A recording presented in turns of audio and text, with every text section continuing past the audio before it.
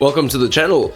Today I'm going to show you how to create a Shopify Partner Account so you can manage multiple associations. Let's do it.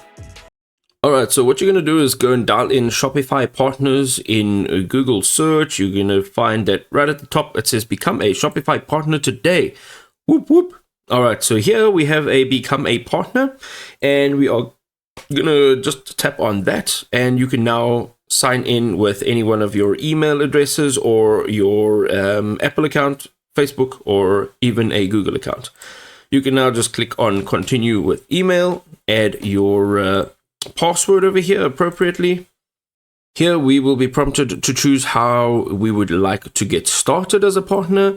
So you'll either have the option to create and set up a new partner organization, or you can join an existing partner organization. So we're going to create one in this case, of course. Here your main focus would obviously be to build new Shopify stores for clients, build apps, build themes. And so you can see the list. Let's choose one, choose whatever is appropriate for you. You now need to add where your business is located, as well as a country, region, as well as the province. So let's just go ahead and choose that province.